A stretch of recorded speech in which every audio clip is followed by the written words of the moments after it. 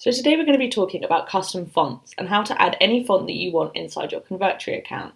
This is separate from adding or taking away Convertri's own fonts, and it's different from adding a Google font. So we have separate how-tos for those if that's what you're looking for.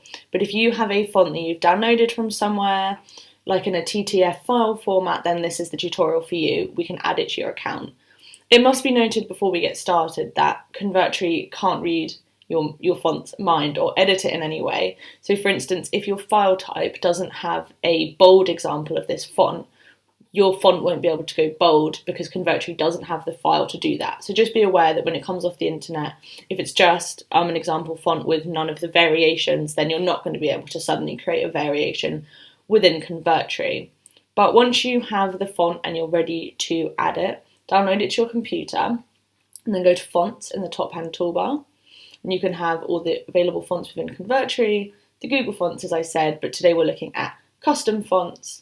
It has our normal toggle, so if you decide to disable a font, you can hide it or not hide it. That is up to you. So as it says here, fonts must be web safe.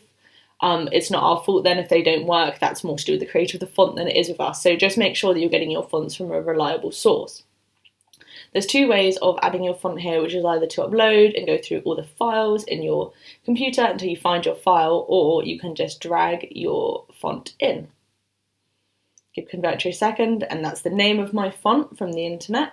And then we have the option to disable it, which will mean that we're not going to show it on our drop down when we pick fonts, and we have the option to remove it completely from our account in case we stop using that font or we just end up with loads of fonts and we need to clear them out a bit. You can get rid of them as you wish. So just like that, my font has been added to my Convertri account.